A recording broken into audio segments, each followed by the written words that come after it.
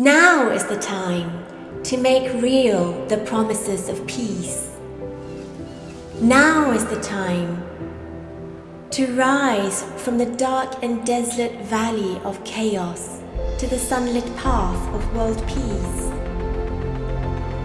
Now is the time to lift our world from the quicksands of distress to the solid rock of peace of mind. Now is the time to make peace a reality for all on earth. Now is the time for us, every single one of us, to heed the call. Are you ready?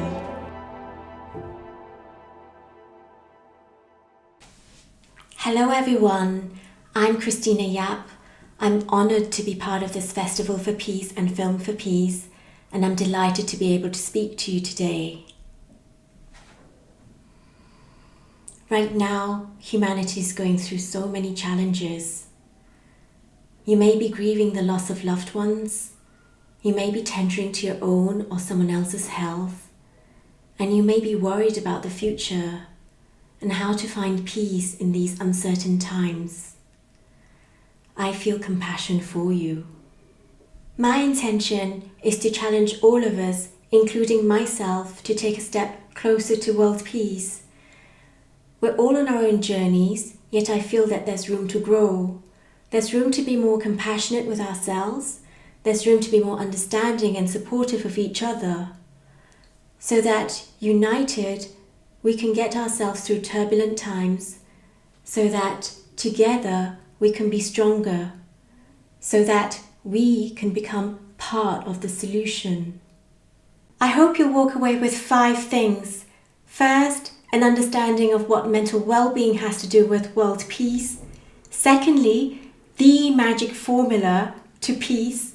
Third, your own personalized key to access the peace portal. Fourth, a sense of urgency to promote the message of peace. And last, not least, a sense of renewed enthusiasm to boost your own mental well-being. I want to share with you openly my vulnerability here. So I could remind you of the benefits of nutrition, exercise, sleep, and so on. They're so important and part of the mental and overall well-being toolkit. Yet, I choose not to start there.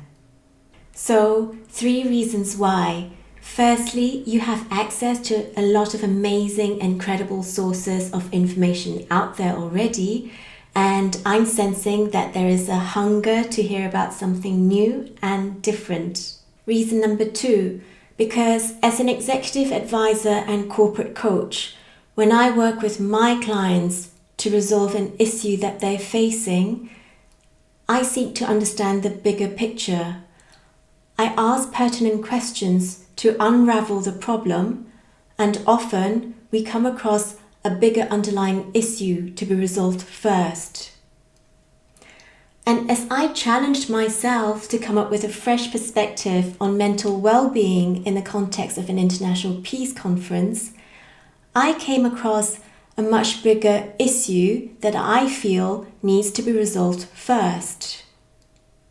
Reason number 3, because I believe in the limitless potential for human growth, and if sharing my message can help to shift understanding, we can take action before it's too late. But what I'm about to say is really challenging and feels very uncomfortable. My message is also going to feel challenging for you.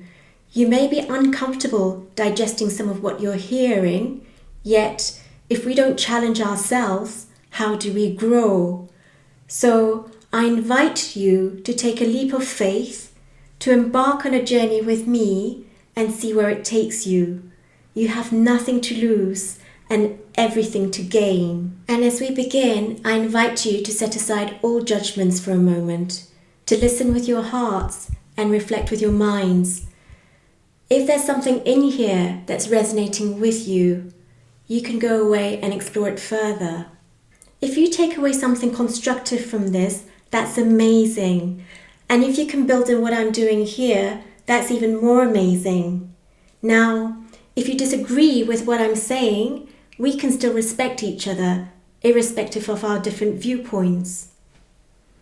All I wish to do is to share what's alive and true for me, from a human being to another, and to inform and inspire in an entertaining and light-hearted way. So, if you're ready, let's begin. So, what's the challenge here, I hear you ask? Well, I see a disconnect in the world when it comes to world peace. Something in the bigger scheme of things is not quite right. So, what's not quite right? Well, we're intelligent human beings. We have a superior intelligence to animals. World War I ended in 1918. 100 years on, when we're in the midst of a pandemic, we're seeing humans turn against each other, exhibiting primal behaviors. How can that be? How could we seem to be regressing? And how can we tap into our innate intelligence? When I work with my clients, we might explore some limiting patterns that are holding them back. In this scenario, I came up with a fun framework to explore our peace conundrum. What's holding us back? Let me introduce you to the Emu Kit framework. What could be getting in your way to peace? You might be thinking, I'm not really sure if I'm interested in peace. And even if you were interested in peace, you may be saying to yourself, well, I don't really know what it means to be peaceful. How does it feel? What's it got to do with mental well-being anyway? And even if we were clarified on the meaning, the next question you might ask is, what's the key to peace then? How do I know how to access it? And even if you did know how to access peace, you may be thinking, well, I'm not really motivated. It just sounds too soft and fluffy. So what's in it for me? Even if you were motivated, you might be thinking, what's the impact I'm going to have as the one person in the world practicing peace? So we need to clarify the impact that you could have. And even if you did know that you could make an impact, you might be wondering about the most effective methods to get there. So then that's a question about the toolkit to activate peace. And then one last and critical question you may have is, what's the rush? I mean, I have so many things on my plate right now. I have my family, my friends, my loved ones, my business, my work. It's just, I can't handle this. It's not urgent. So there's a question of urgency. Let's take a look at each one of these in Emu Kit in turn. Since you're attending the International Peace Festival, we could assume that you have some level of interest in peace already. What about the world at large? I decided to take a look through the lens of the world's major religions.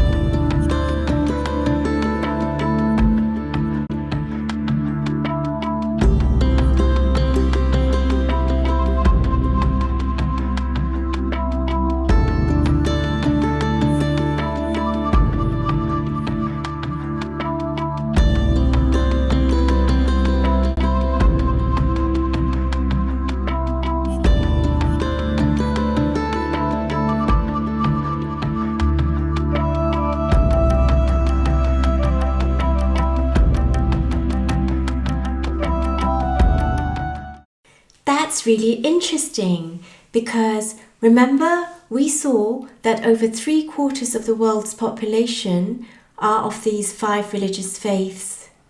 And what did we just see about what each of these religions have to say about peace? If you are from a different faith, what does your faith have to say about peace? If you're an agnostic or an atheist, what are your beliefs about fundamental human values? Increasingly, organizations are also signing up to the United Nations Sustainable Development Goals. It's goal number 16, promoting peace. So that means that more and more organizations are also signing up for peace.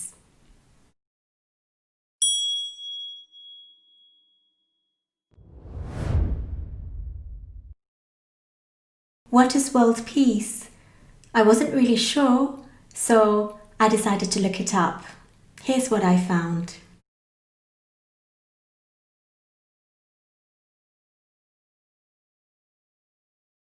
And here's what Gandhi, our apostle of peace, has to say about peace.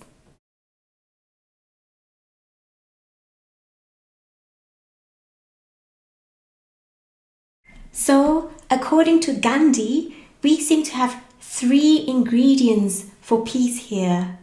Number 1, preserve the sanctity and wholeness of all lives. Number 2, have no unfriendly thoughts, words, or deeds for another. Number 3, show compassion for all living creatures. So some of you may be asking, well, peace feels a bit abstract for me. What does it feel like when I'm peaceful? Here are some synonyms I found. Calm, serene, tranquil. So my question to you, what areas of your life could benefit from more calmness, serenity, and tranquility right now? Remember when you signed up to watch this video, you also signed up to be challenged. So this is where the challenge comes in. You're going to need 3 things. First, a healthy dose of adventure. Second, a piece of paper. Third, a pen.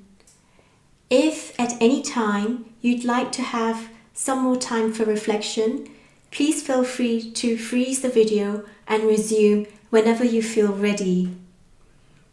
Hey, wait a minute. I can see that some of you are not quite ready yet. You're still sitting in your chair or slouched on the sofa thinking, I'm just going to watch this. Okay, so here's my gift to you. If you were to participate in this exercise right here, you're going to walk away with your own personalized gift that is going to be super handy for you to help you to access your peaceful state. Oh, and we're going to need a peace gaugeometer for this. So if you imagine the peace gaugeometer to be like a speedometer on the car, on the dashboard, you're going to get a scale from -5 to 0 to 5. So -5 is where you're at your lowest imaginable level of peace. 0 is where you're neutral. And 5 is when you're super peaceful. Keep that with you. Begin by being seated comfortably with a straight spine. We're going to tune into our breathing. Notice the inhale as it comes. Exhale as that comes. Lengthen into the inhale. Lengthen into the exhale. As the next inhale comes, you're going to feel the chest expand and you grow tall. As the exhale comes, you're going to feel all the air release out through your nose, keeping the mouth closed. Next, inhale, chest expands, shoulder blades go back as you grow tall. And then exhale, just letting go of everything, swoosh, so that you can prepare yourself to take in the next round of inhale, filling up the lungs. Carry on breathing like this as I talk you through the next round of instructions.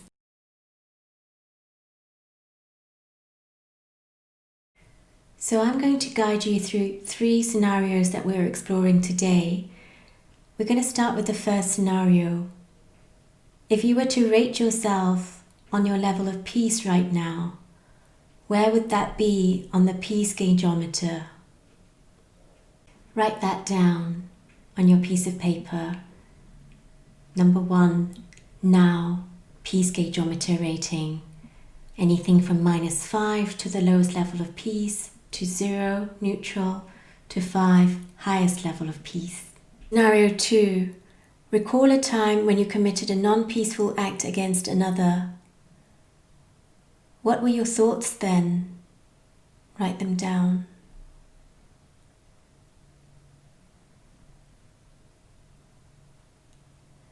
How are you feeling? Jot down your emotions. How did it feel in your body? Do you remember your heart rate? Any physical signs where you felt those emotions in the body? Write those down. Just observing what's coming up, being compassionate for yourself, being kind to yourself. Reflect on how you would have scored yourself on the peace gaugeometer then. Write down your score. And then have a think, if you'd been totally peaceful and calm back then, how differently could you have reacted?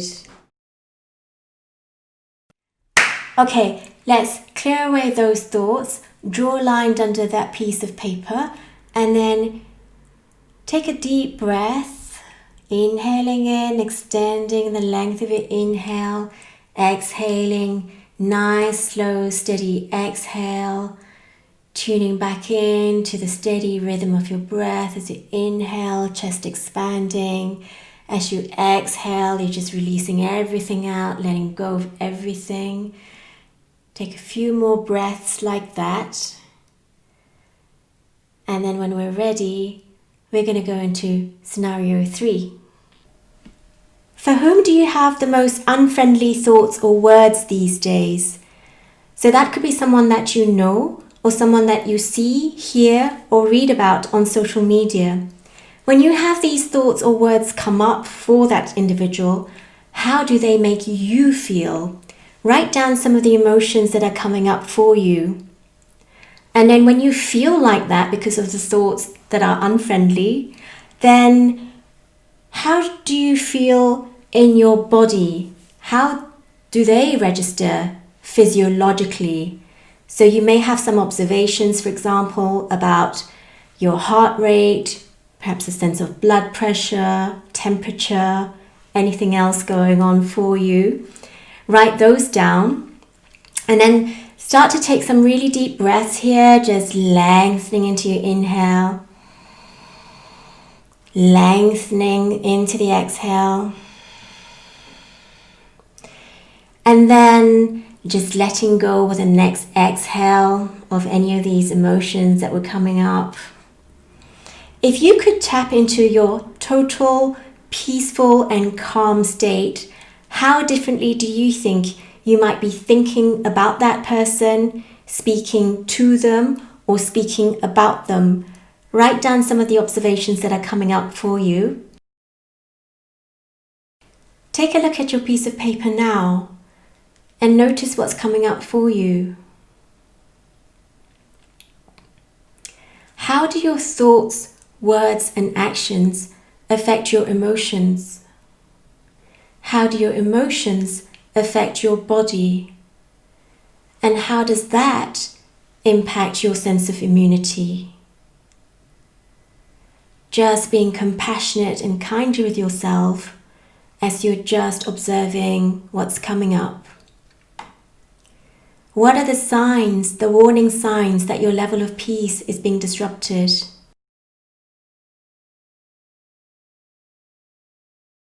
When you're ready, we'll move on. Oh, before you go, I hear you ask for your gift. So my gift to you is your very own peace gaugeometer. Yours to keep, valid for an entire lifetime. Caution, it gets rusty if you don't use it regularly. So top maintenance tip, use it daily. Compassion is a big word. What does it mean to you? How does it feel? Let's take a look at a couple of dictionary definitions.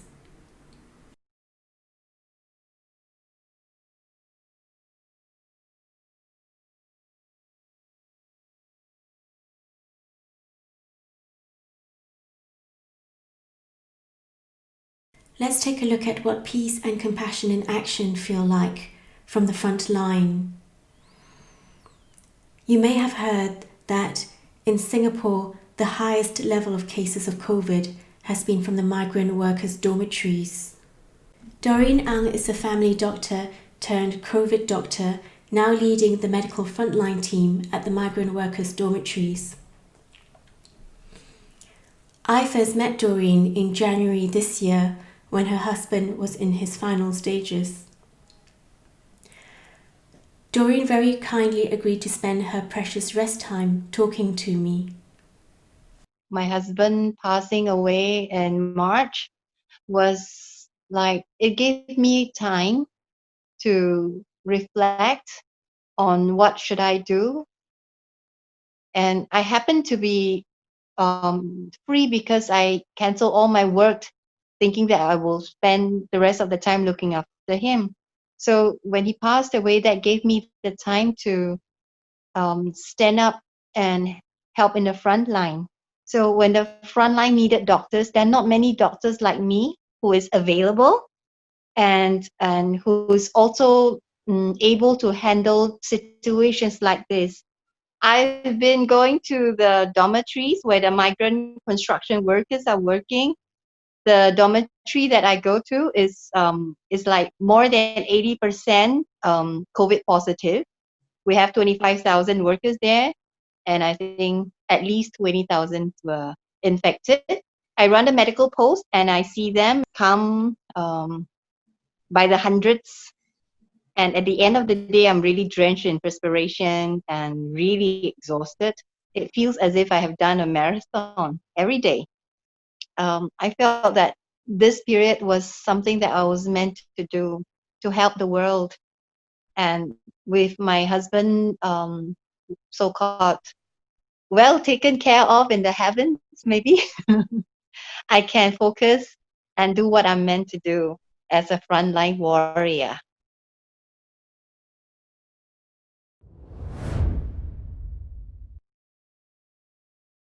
I decided to take a look at a couple of definitions for mental well-being or mental health. And here's what these two from the New South Wales government in Australia and the WHO have in common. 3 things. First, the individual is able to realize his or her own potential.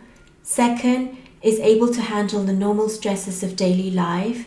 And then third, is able to make a contribution to the community.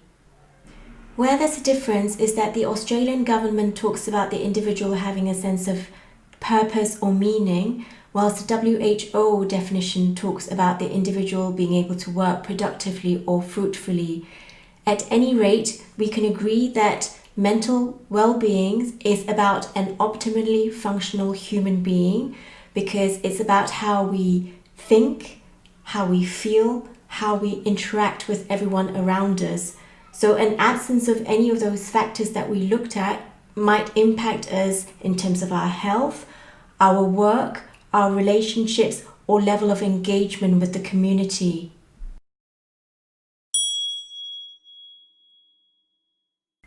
Okay, now that we have the ingredients for peace, how on earth are we going to put them together to create that powerful, peaceful state? Let's see what Gandhi has to say about it. Each one has to find his peace from within, and peace to be real must be unaffected by outside circumstances. Thanks, Gandhi. Within? Where within? Got it! It's in the preamble to the Constitution of UNESCO. It says, it's in the minds of men and women that the defences of peace must be constructed. Oh, wow, that's really huge. That means that the key to peace is in our own minds. Many of you practice yoga these days. Did you realize that yoga is fundamentally about peace of mind? Do you realize Gandhi's not just given us the ingredients for peace, he also gave us instructions how to use them. Step number 1, tap into our own minds to access the peace from within. Step number 2, grow the peace so strong and robust that it stands firm against outside circumstances. So we have the internal part and the external part. Basically, Gandhi just gave us the holy grail to peace. He said it's the greatest force known to us. So what would it feel like to have that at our disposal? Let's go and play. I know that many of you love baking. I know that because the supermarket shelves in the baking section were practically empty during lockdown.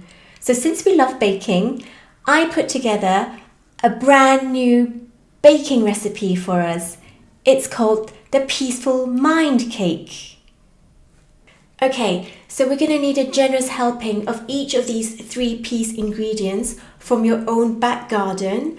They're natural, healthy, organic, gluten-free, no additives, no preservatives. So super healthy, super great for the immune system. What you're going to do, step number 1, is to mix all the ingredients together, blend them vigorously. Step number 2, you're going to put the mix in an oven, in a heated oven, and then leave it in the oven for a while until it grows firm and robust. What you might like to do is prick it with a fork every now and then just to test the consistency. If it's too soft, then leave it to bake so that it grows even firmer and robust. One word of caution, you can't avoid the fork that pricks every now and then, but you can focus all your attention on the mind cake. It's about the cake, it's not about the fork or anything else that pricks. Step number 3, when the cake is robust and firm, remove from the oven, allow to cool, and savor it. Here are some typical verdicts that we get. If you like this recipe, please feel free to share it with your friends and encourage them to bake their own peaceful mind cake.